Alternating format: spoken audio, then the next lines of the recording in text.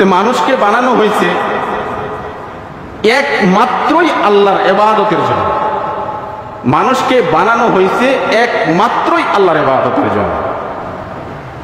ওয়ামা খালাকতুল জিন্না ওয়াল ইনসা ইল্লা লিয়াবুদুন, আমি মানুষদেরকে বানাইতাম না, একমাত্র আমি মানুষদেরকে বানাইছি আমার ইবাদতের জন্য, আমার তারিফ গুণগান প্রকাশের জন্য আমি মানুষদেরকে বানাইছি।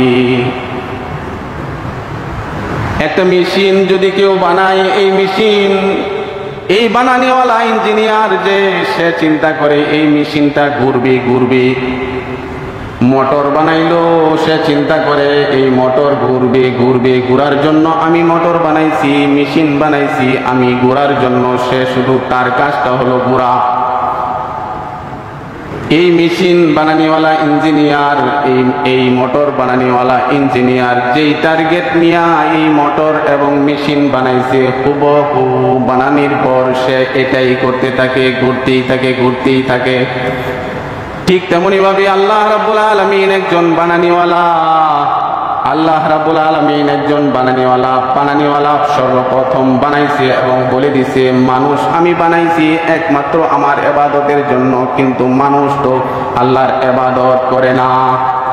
মেশিন ঘুরে তার ইঞ্জিনিয়ারের কথা মতো সে চলে, কিন্তু মানুষ তার ইঞ্জিনিয়ারের কথা মতো চলতে নারাজ, সে চলতে চায়। এই সমস্ত জিনিসগুলি আপনি কুকুরের দিকে লক্ষ্য করেন, গরু বাছুরের দিকে লক্ষ্য করেন। যে মালিকের বাড়িতে খায়, যে মালিক তাকে লালন পালন করে, সে মালিকের কথা অনুযায়ী চলার চেষ্টা করে। কিন্তু মানুষকে বিবেক দেওয়া হয়েছে, মানুষ বিবেক অনুযায়ী সে চলে না। এই শতকরা 90% সময়, 90% আদেশ আল্লাহর পক্ষ থেকে 90% আদেশ লঙ্ঘন করে মানুষ চলে। আজকে ফজরের নামাজ যারা আমরা পড়ি নাই, যারা ফজরের নামাজ পড়ি নাই, যদি ইমাম সাহেব বলে আপনি ফজরের আপনার বাড়িতে ছাগল আছে, আপনার বাড়িতে গরু আছে, আপনার বাড়িতে কুকুর আছে, বিড়াল আছে, ইমাম সাহেব যদি প্রশ্ন করে তখন বলবে হ্যাঁ গরু আছে, ছাগল আছে, মহিষ আছে, কুকুর আছে, বিড়াল আছে। ফজরের নামাজের সময় কি তারা মসজিদে আসছে? আজান শোনার পর তারা কি মসজিদে আসছে? তখন আমি বলবো তারা আসে না। আপনিও তো আসেন না, আপনিও তো আসেন নাই মসজিদে। গরু বাছুর আসছে না, তাদের আসার কথাও না, কিন্তু আপনিও তো আসেন নাই। গরু বাছুর খাই, আমরাও খাই, গরু বাছুর ঘোরাঘুরি করে, আমরাও ঘোরাঘুরি করি। গরু বাছুর রৌদ্র থাপায়, আমরাও রৌদ্র থাপাই। গরু বাছুর যা করে আমরাও করি। গরু বাছুর তার মালিকের কথা মতো চলে, কিন্তু আমরা তা আমাদের মালিকের কথা মতো চলি না। ব্যবধান শুধু এখানেই।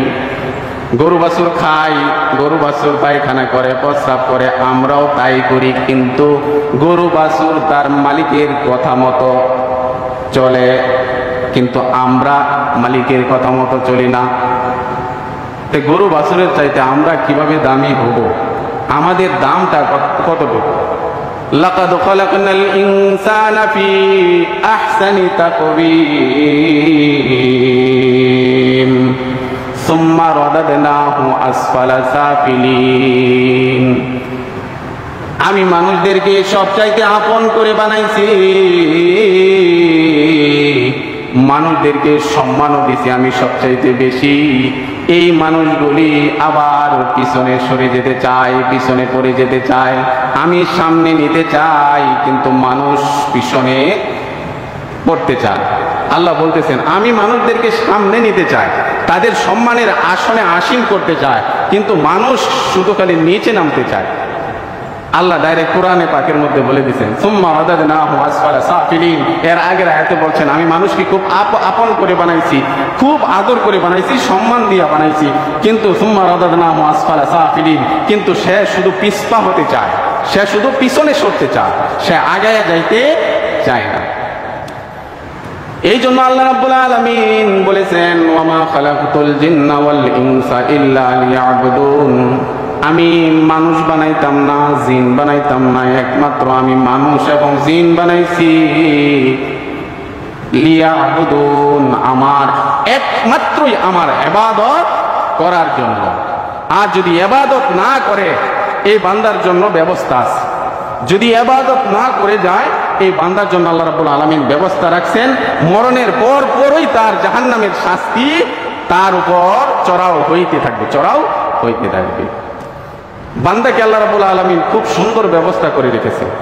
তাদের জন্য যে ব্যবস্থাপনা করার দরকার সেই ব্যবস্থাপনা আল্লাহ রাব্বুল আলামিনের পক্ষ থেকে খুবই সুন্দর ব্যবস্থাপনা আমাদেরকে করে দিয়েছেন এবং আমাদেরকে এইভাবেই চালাইতেছেন।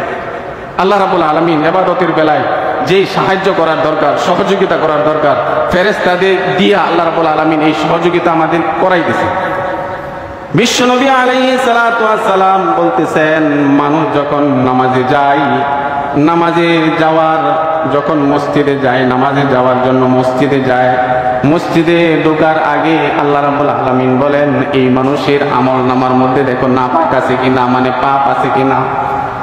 ফেরেশতারা বলে ইয়া রাব্বুল আলামিন, তার আমল নামায় পাপ আছে, নেকের চাইতে পাপ বেশি। আল্লাহ রাব্বুল আলামিন বলে হে ফেরেশতারা রে, আমার ঘরে প্রবেশ করতেছে, পবিত্র ঘরে প্রবেশ করতেছে, তার আমল নামার মধ্যে যে পাপগুলি আছে এই পাপগুলি তোর কাদের মধ্যে নিয়ে দাঁড়ায় থাক।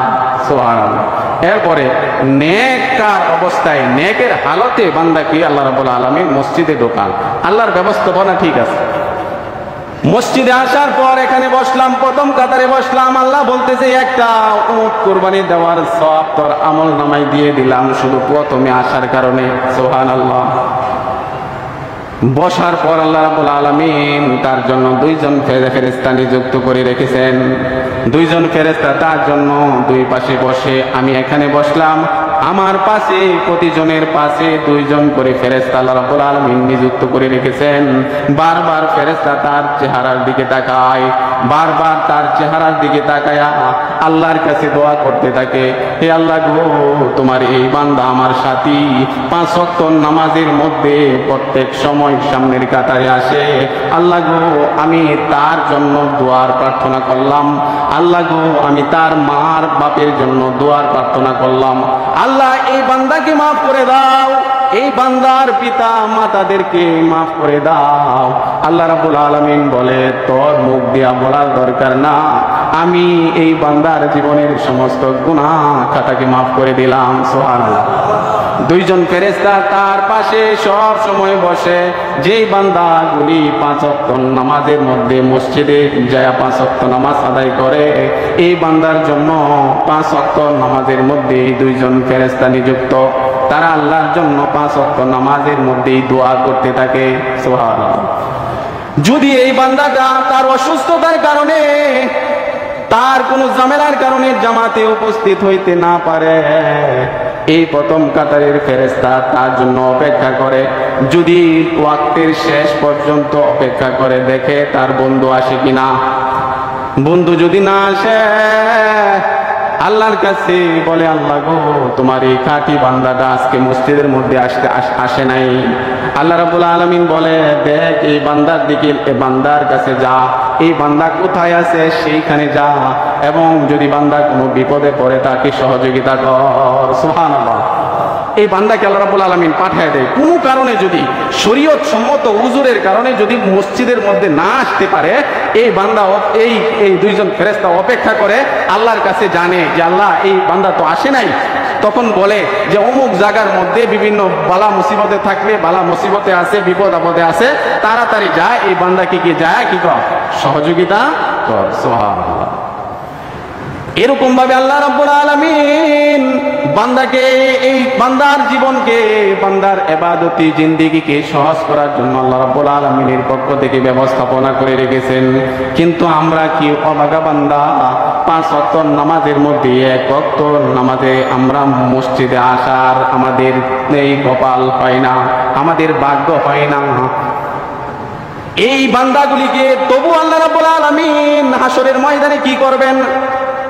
হাসরের ময়দানে এই বান্দাগুলিকে যেহেতু ফেরেশতাদের সাথে টক্কর দিয়া ফেরেশতাদের পরামর্শ অপেক্ষা করে আল্লাহ রাব্বুল আলামিন বান্দাদেরকে বানাইছেন, হাসরের ময়দানে সমস্ত বান্দাদেরকে একত্রে জমা করে আল্লাহ রাব্বুল আলামিন বলবেন, ফেরেশতারা বলবেন, আল্লাহ গো, এই বান্দাগুলি তো তার পাপের আমলনামা ভর্তি, এই ভর্তি পাপ নিয়া তার আমলনামা নিয়া হাসরের ময়দানে উপস্থিত হয়েছে।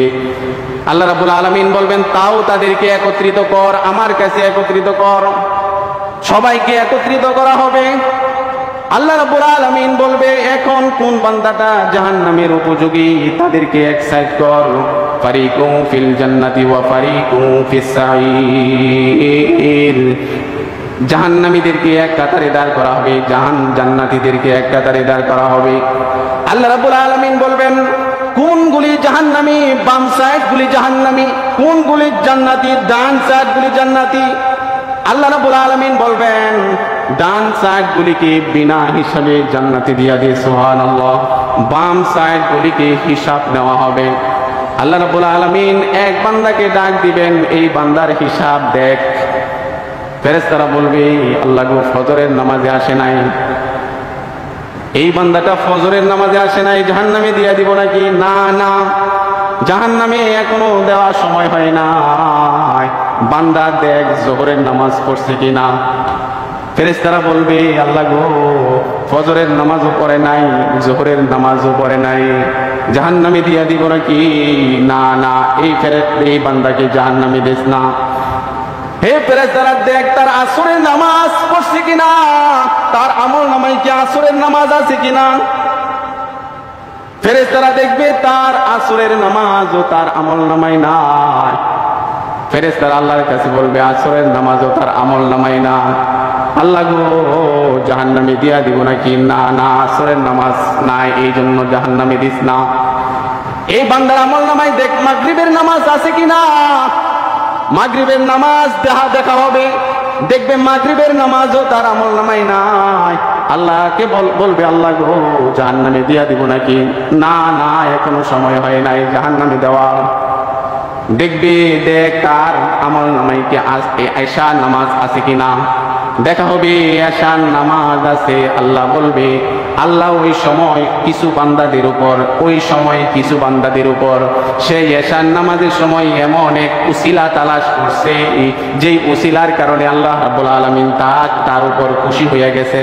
এই খুশি হয়ে যাওয়ার কারণে তার পিছনের 4 ওয়াক্ত নামাজের গুনাহকে আল্লাহ রাব্বুল আলামিন মাফ করে দিয়েছেন। আল্লাহ রাব্বুল আলামিন বলবেন, এই বান্দা আমার রাজি খুশি তালাশ করতে পারছে, ঈশার নামাজের সময় এমন এক তওবা করে বসছে, আল্লাহ গো, 5 ওয়াক্ত নামাজের 4 ওয়াক্ত নামাজে এই বান্দার আমি শরীক হইতে পারি নাই। আল্লাহ গো, আমি অনুশোচনায় ভুগতেছি, আমি আপনার কাছে তওবা করতেছি। রব্বানা যালামনা আনফুসানা ওয়া ইল্লাম তাগফির লানা ওয়া তারহামনা লানাকুনান্না মিনাল খাসিরিন। হে আল্লাহ, আমি আমার নফসের উপর এমন জুলুম করে ফেলেছি, যেই জুলুম আর কেউ মাফ করতে পারবে না তুমি ছাড়া। আল্লাহ, তোমাকে ছাড়া আর কেউ মাফ করার ক্ষমতা নাই। আল্লাহ গো, আমার পিছনের কর্মের সমস্ত পাপের জন্য আমি তোমার কাছে তওবা করতেছি। আল্লাহ রাব্বুল আলামিন ওই সময় তার এই অনুনয় বিনয় কান্নার চোখ দেখে আল্লাহ রাব্বুল আলামিন ঈশার নামাজের মধ্যে মাফ করে দিয়েছেন। এই জন্য আল্লাহ রাব্বুল আলামিন এই বান্দাকে বলবেন, ঈশার নামাজ থাকার কারণে এই বান্দাকে জাহান্নাম নয়, তাকে জান্নাতে দিয়া দিয়ে। সুবহানাল্লাহ। এরকম ভাবে আল্লাহ রাব্বুল আলামিন বান্দাকে মাফ করার উসিলা খুঁজবে।